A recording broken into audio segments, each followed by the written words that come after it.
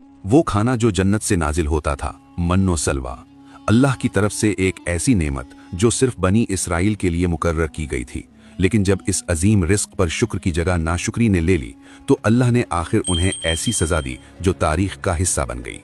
ये वाक़या उस वक्त का है जब हज़रत मूसा अलैहिस्सलाम बनी इसराइल को फ़िरौन की सख्त गुलामी से निकालकर सहराए तीहा ले आए, जिसे आज सहराए सीना भी कहा जाता है।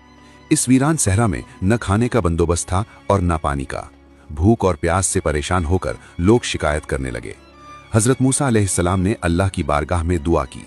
अल्लाह ने अपनी रहमत से उन पर सायेदार बादल नाजिल फरमाए ताकि दिन की सख्त गर्मी से बच सकें। फिर आसमान से उनके लिए खास रिस्क उतारा गया। सुबह के वक्त मन नाजिल होता, सफेद रंग का, शहद से भी ज्यादा मीठा, जो ओस की तरह जमीन, पत्थरों और दरख्तों पर जम जाता। लोग उसे जमा करके रोटी और हलवे की शक्ल में तैयार करते।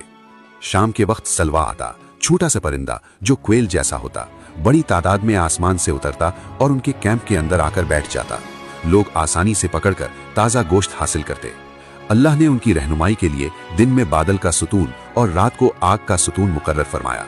जहां सुतून रुकता वहीं वो अपना कैंप लगाते और जहां वो चल पड़ता बनी इसराइल उसके पीछे चल देते। कुछ अरसे तक सब लोग इस नेमत पर खुश रहे, लेकिन फिर बनी इसराइल फिर से नाशुक्री की राह पर चल पड़े। वो हजरत मूसा अलैहिस्सलाम के पास आए और कहने लगे, ए मूसा, हम रोज रोज एक ही खाने से तंग आ गए हैं। अपने रब से दुआ करो कि जमीन की आम चीजें दे दे, सब्जियां, खीरे, प्याज, लहसुन और मसूर।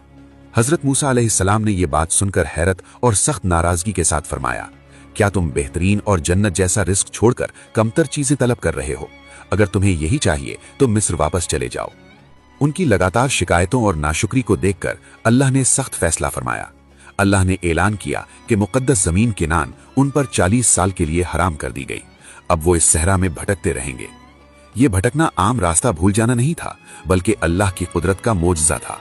वही बादल और आग का सुतून जो पहले उन्हें सीधा रास्ता दिखाता था, अब अल्लाह ने उसे घुमा फिरा कर चलाया।